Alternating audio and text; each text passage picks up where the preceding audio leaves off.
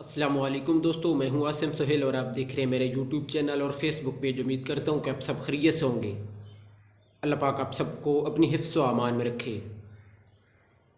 दोस्तों, जब मौसम सरमा का आगाज़ होता है तो नज़ला ज़ुकाम तो आम होता है। इसके अलावा हमें हाथों और पाँव की उंगलियों पर सोजिश का सामना भी होता है। जब मौसम बदलता है तो हम में से बहुत से लोग बीमार पड़ जाते हैं। इसकी एक वजह यह भी है कि जिन लोगों का इम्यून सिस्टम कमज़ोर होता है वो जल्द बीमार हो जाते हैं। सर्दियों में उंगलियों पर सोजिश की वजह इन पर ख़ारिश भी होती है और वो सुर्ख हो जाती हैं, जो कि बहुत ही तकलीफ़देह होता है। इसे हम जलबलीन भी कहते हैं। ये जिल्द की ऐसी हालत है कि जो हाथों और पैरों पर सूजन वाले धब्बे और छालों का सबब बनती है।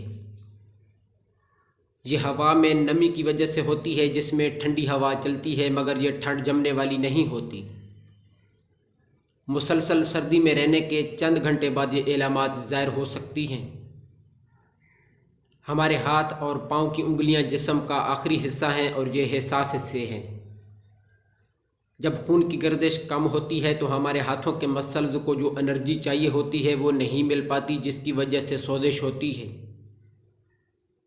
इसकी और भी वजूहात हैं, जैसा कि ये सोजिश किसी इन्फेक्शन या चोट की वजह से भी हो सकती है। लेकिन जब हमें ये मसला सर्दियों में होता है तो इसकी वजह मौसम के दर्जा हरारत का ठंडा होना ही होता है।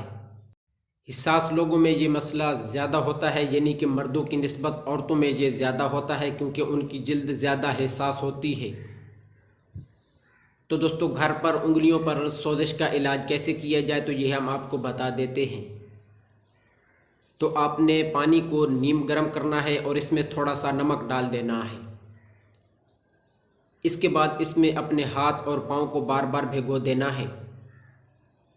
अच्छी तरह भिगोने के बाद तौलिए से साफ़ करके इन पर सरसों के तेल की मालिश कर देनी है। दूसरा इलाज ये है कि जैतून और नारियल का तेल बराबर लेकर इनको हल्का सा गर्म करना है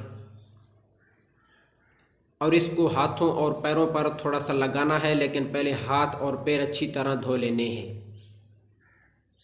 इसके अलावा ऐसी ग़िज़ा का इस्तेमाल करें जो इन्फेक्शन को कम करती है। ऐसी ग़िज़ा में लहसुन और अदरक को ज़रूर शामिल करना है। इसके बाद अपने हाथों और पैरों को खुश्क रखने की कोशिश करें। नमी जिस्म में सर्दी और हाइपोथर्मिया के असरात को बढ़ा देती है और कुछ लोगों को मोज़े पहनने पर पसीना आता है, तो अगर वो गीले हो जाएं तो उन्हें तब्दील ज़रूर करते रहना है।